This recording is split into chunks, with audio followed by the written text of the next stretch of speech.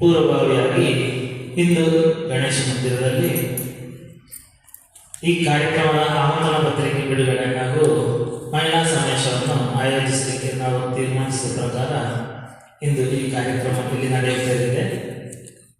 ನಮ್ಮ ಹಿಂದೂ ಸಂಘಟನೆಯನ್ನು ಒಗ್ಗೂಡಿಸಿಕೊಂಡು ಹಿಂದೂಗಳ ಭಾವೈಕ್ಯತೆಯನ್ನು ಸಾದರಪಡಿಸೋದಕ್ಕಾಗಿ ಈ ಕಾರ್ಯಕ್ರಮವನ್ನು ದೇಶಾದ್ಯಂತ ಈಗಾಗಲೇ ನಡೆಸ್ತಾ ಇದ್ದು, ಕರ್ನಾಟಕದಲ್ಲಿ ನಮ್ಮ ಸ್ಥಳೀಯ ಕರ್ನಾಟಕದಲ್ಲಿ ಅತ್ಯಂತ ವಿಜೃಂಭಣೆಯಿಂದ ಈ ಕಾರ್ಯಕ್ರಮ ನಡೀತಾ ಇದೆ. ಯಾಕಂದರೆ ನಾವು ಕರ್ನಾಟಕ ಹತ್ರ ಸಾಗ್ತಿದ್ರೆ ಅಲ್ಲಲ್ಲಿ ರಸ್ತೆ ಬದಿಯಲ್ಲಿ ಹಿಂದೂ ಸಮಾಜೋತ್ಸವ ವಿವಿಧ ಬಗೆಯ ಫ್ಲಕ್ಸ್ಗಳು ರಾರಾಜಿಸುತ್ತವೆ. ಹಾಗೆ ತಳ್ಳಿ ತೋರಣಗಳಿಂದ ಕೆಲವು ಕಡೆ ಅಲಂಕೃತವಾಗಿರ್ತದೆ, ಕೆಲವು ಕಡೆ ಈಗಾಗಲೇ ಕಾರ್ಯಕ್ರಮ ಎಲ್ಲ ದಿವಸ ನಿರಂತರವಾಗಿ ನಡೀತಾ ಇದೆ.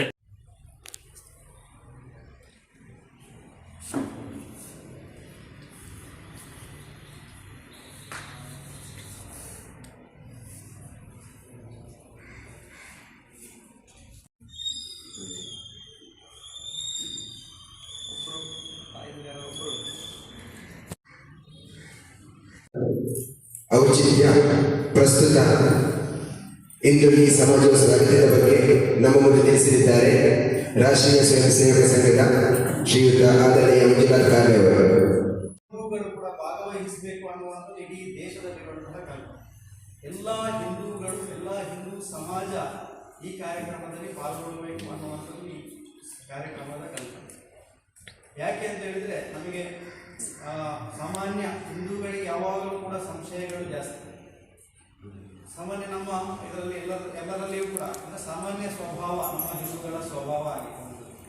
ಹಾಗೆ ಈ ಎಲ್ಲ ಸಂಶಯಗಳಿಗೂ ಕೂಡ ಹಿಂದೂ ಸಮ್ಮೇಳನದ ಉತ್ತರ ಆಗಬೇಕು. ನಾವು ಸಾಮಾನ್ಯ ಭಗವದ್ಗೀತೆಯಲ್ಲಿ ಕೃಷ್ಣನ ವಿರಾಟ್ ಉಪದರ್ಶನವನ್ನು ಅರ್ಜುನನಿಗೆ ತೋರಿಸಿದ ನಂತರ ಆ ಅರ್ಜುನನಿಗೆ ಆಮೇಲೆ ಯಾವ ಸಂಶಯವೂ ಕೂಡ ಉಳಿಲಿಲ್ಲ. ಅದೇ ರೀತಿಯಲ್ಲಿ ಈ ಒಂದು ಹಿಂದೂ ಸಮ್ಮೇಳನ ನಮ್ಮ ಇಡೀ ಹಿಂದೂ ಸಮಾಜಕ್ಕೆ ವಿಶ್ವಾಸ ಕೊಡುವಂತಹ ಕಾರ್ಯಕ್ರಮ ಆಗಬೇಕು. ನಾವೆಲ್ಲರೂ ಕೂಡ ಸೇರಿಕೊಂಡು ಪರಿವರ್ತನೆ ಮಾಡಬೇಕು. ಅಂತಹ ಒಂದು ಒಳ್ಳೆಯ ಸುದ್ದಿ ಮುಂದಿನ ದಿನಗಳಲ್ಲಿ ಬರಬೇಕು.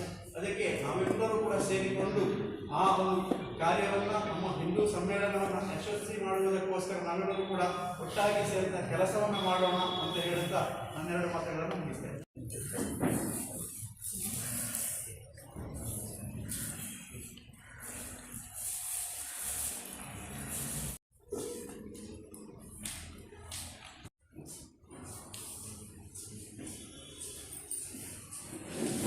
ಆ ಕಾರ್ಯಕ್ರಮಕ್ಕೆ ಸೇರಿದಂತಹ ವೇದಿಕೆ ರೂಪಿಸಿದಂತಹ ಕಾಸರಗೋಡು ಜಿಲ್ಲಾ ರಾಷ್ಟ್ರೀಯ ಸ್ವಯಂ ಸೇವಕ ಸಂಘದ ಜಿಲ್ಲಾ ಕಾರ್ಯವರು, ಅದೇ ರೀತಿ ಉದ್ಯೋಗ ಮಂಡಲ ಕಾರ್ಯವಾರ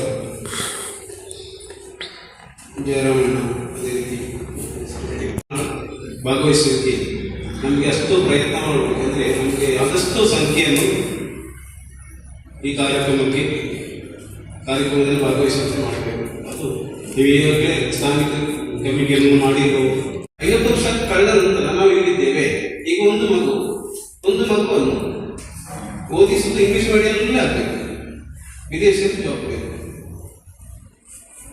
ಆಯಿತು, ವಿದೇಶದಲ್ಲಿ ಸೆಟ್ಲ್ ಆದ, ಇಲ್ಲಿದ್ದ ತಂದೆ ತಾಯಿ ಏನು ಮಾಡಿದ ಆಸ್ತಿಯನ್ನು ಮಾರಿದ, ಯಾರಿಗೆ ಅವರಿಗೆ ಮಾರಿದ, ಅನಾಥಾಶ್ರಮಕ್ಕೆ ಹೋದ. ಹಾಗೆ ನಾವು ಚಿಂತನೆ ಮಾಡಿದ್ರು ಒಂದು 50 ವರ್ಷ ಆಗುವಾಗ ಎಲ್ಲರಿಗೆ ನಮ್ಮ ಸಂಖ್ಯೆಗಳು ಎಲ್ಲಿ ಹೋಗಿಬಿಡ್ಬೋದು.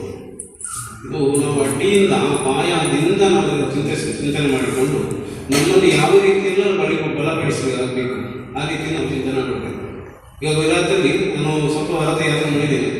ಗುಜರಾತಿಯಲ್ಲಿ ಮಿನಿಮಮ್ 3 ಅಥವಾ 4 ಮಕ್ಕಳಿದ್ದಾರೆ, ರಾಜಸ್ಥಾನದಲ್ಲಿದ್ದಾರೆ, ಮಧ್ಯಪ್ರದೇಶದಲ್ಲಿ ಇದ್ದಾರೆ. ನಮ್ಮ ಈ ಕಡೆ ಬಂದರೆ ಒಂದಕ್ಕೆ ಬೈಕ್ ಕಷ್ಟ. ನಾವು ಎಲ್ಲಿಂದಂತೆ ಆ ರೀತಿಯಲ್ಲಿ ಚಿಂತನೆ ಮಾಡಬೇಕು. ಈಗ ಕರ್ನಾಟಕದ ವಿವಾದ ಸರ್ ನಮ್ಮ ಪ್ರೊಫೆಸರ್ ಒಂದು ವಿವಾದ ಬಂತು. ಹಾಗೆ ಅಲ್ಲ, ನಾವು ಯಾಕೆಂದ್ರೆ ಆ ರೀತಿಯಲ್ಲಿ ಚಿಂತನೆ ಮಾಡಬೇಕಂತ ಹೇಳೋದಕ್ಕೆ ನಾವು ಎಲ್ಲೆಲ್ಲ ಕಳ್ಕೊಂಡಿದ್ದೇವೆ, ಏನೆಲ್ಲ ಆಗ್ತಾ ಉಂಟು.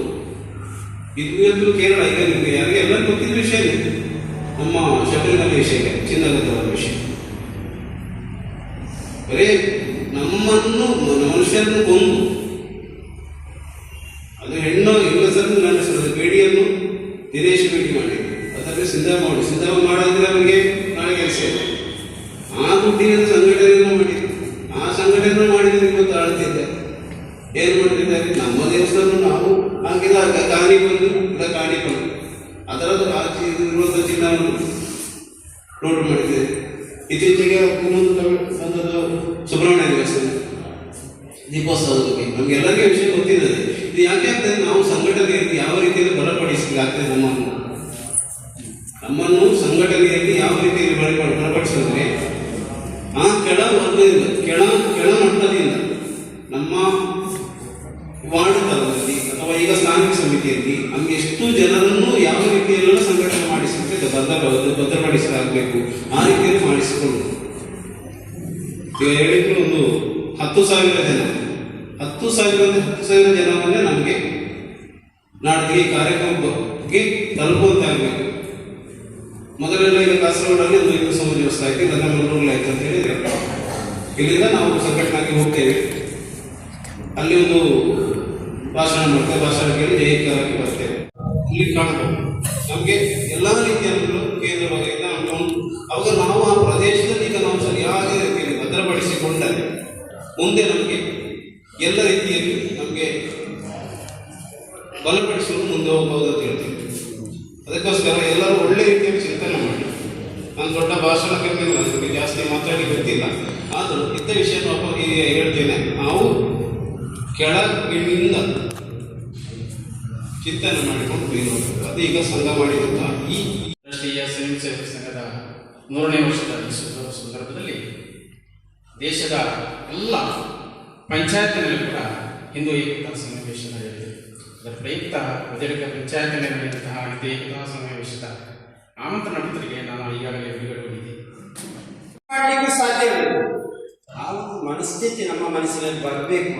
ಅದು ತಾಯಿನಿಗಾಗಲಿ ಅಣ್ಣನಿಗಾಗಲಿ ಆ ಒಂದು ಮನಸ್ಥಿತಿಯನ್ನು ನಾವು ಹೊಂದುತ್ತೇವೆ ಅಂತ ಹೇಳಿದ್ರೆ, ನನ್ನ ಮನೆಯಲ್ಲಿ ನಾನೇ ನನ್ನ ಮದುವೆ ಮುಂಚೆ ಕಾರ್ಯಕ್ರಮವನ್ನು ಇಡುವಾಗ ಯಾವ ಥರ ಕೆಲಸ ಮಾಡ್ತೇನೆ ಆ ಥರ ಮನಸ್ಸಿಟ್ಟುಕೊಂಡು ಈ ಕೆಲಸವನ್ನು ಮಾಡಬೇಕು. ಸಂಘ ಶಕ್ತಿ ಎಲ್ಲವನ್ನು ಕೂಡ ನಮಗೆ ಗೊತ್ತಿರ್ಬೋದು. ಇದರಲ್ಲಿ ಪ್ರತಿಯೊಬ್ಬರು ಕಾಣುವಾಗ ನಮಗೆ ಹಿಂದೂ ಸಮಾಜವನ್ನು ಹೇಗೆ ಒಗ್ಗೂಡಿಸಿಕೊಂಡು ಹೋಗುವುದು ಅಂತ ಹೇಳಿದ್ರಕ್ಕೆ ಒಂದು ಮಹತ್ತರವಾದ ಒಂದು ನಮ್ಮ ಮೋದಿಜಿಯವರ